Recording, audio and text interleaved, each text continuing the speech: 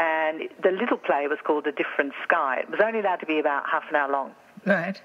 And it was just about Scheyville and arriving in Scheyville. And I took, again, a little boy, because you sort of want to take it away from yourself. Were you a child in the camp? I was a child. I turned 7, 10 days after we arrived, actually. Mm-hmm. So I was just 7. And we arrived in Scheyville, and the sky did fall in when we arrived in Scheyville. I've heard this more often, yes.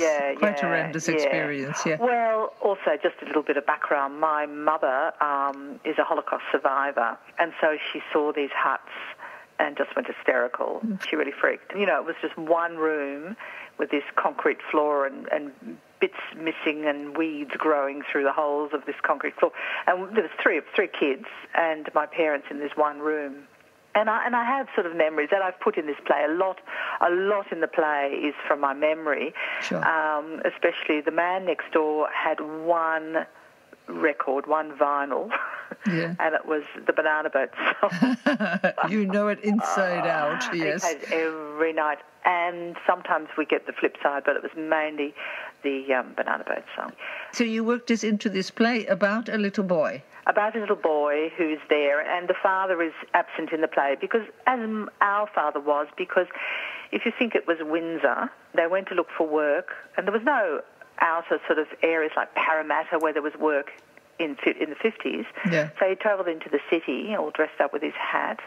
So he'd leave really early in the morning, and he'd arrive really late back at night, and we didn't see him at all during the day, which must have been really tough for my mother as well. But, she must have wanted that she come to Australia for that. Well, look, weirdly, my parents were really positive, and my mother, and this is also part, I put this in the play, that my mother managed to sort of look outside it after she got over the initial shock of where she was, that this was a lovely country, you know, the space, you know, just sort of, and there was a horizon that went forever. And I've actually put that, that's why I called it A Different Sky, the little play that I wrote. You know, we sort of were driven by this, that no, it was going to be all right, it was going to be fine, it was a new start, and yeah, they didn't sit there and get depressed. Your personal experiences obviously have such a massive impact on what you write, regardless of whether it's a little boy or a little girl. Yeah. Well, the little boy he comes to the camp, and he is the only child in this little play. It's like a little passage, rite of passage, really, and he meets a Dutch girl called Saskia, and that's the only other person he can talk to in the camp, because and that was the weird thing. Everybody spoke a different language. You had no English, and you tried to sort of find people who you could communicate with as a kid. So he finds this girl Saskia, and she's older. She's a teenager, but she's had her own war experience where her family hid a Jewish child. And somebody betrayed the family, and the child was taken away, and the father of the family was shot because of it. So she's got her own story, which you don't find out till later. And that's given her mother all sorts of, weird reactions to things as well. So there's about damaged people who've all got this damaged past, who are just thrown into this camp all together with all these different ethnic backgrounds. And when the boy's mother goes to, and this exact incident happened to my mother, the little boy's mother goes to the wash shed and hears in the wash shed someone saying in German, when my husband was in the SS, right? And my mother, as the character in this play, just freaked out and had a complete breakdown. And this happens to the little boy's mother as well. So I took that from my life. And then you must have an awful lot of positive feeling about you to sort of get yourself over that one. Yeah. Very hard. Absolutely, yeah. And to sort of think, you're living with the enemy, And those people, they're just so damaged. All those war survivors are so damaged. And to hear the language of, that... The oppressor. Yeah, around you. It's so difficult for them, yeah. And other things. The food was just so ghastly. We can laugh now, but it was just so bad. Looking back now, do you see it as a typical 1950s? No, I can't say it's typical 1950s, because my mother is a great cook, terrific cook, And after my dad died in the 60s, she became a caterer. So she was really good for cooking. So we'd always had, great food, and suddenly we're thrown into this situation of terrible food, and we didn't sort of say, as a kid, and even looking back, I can't really say, that was Australia in the 50s. I think it was just really shocking.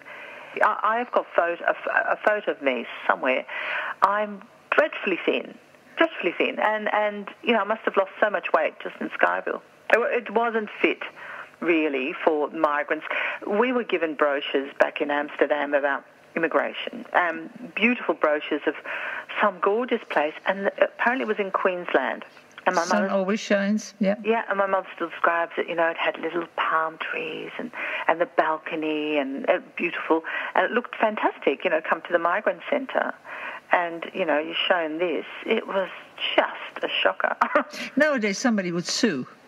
That's right, yeah. But in those days, people didn't. No, and there were sorts of rules. You weren't allowed to cook in your room.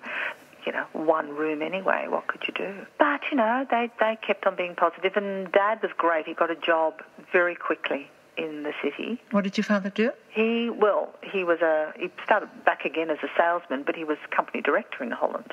Yeah. And he just threw it all in, and he started again as a salesman. But he was very quickly recognised that he had really good skills.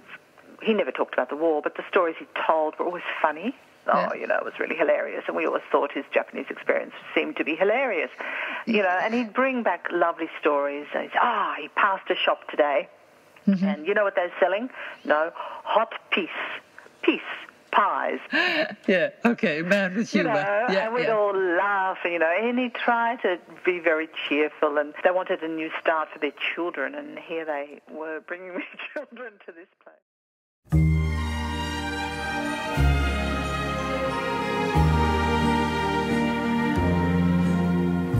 Here on the far side of time,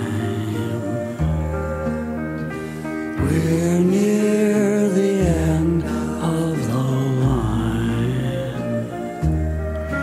Our days have grown withered and small, like the ivy that clings to the wall. Off on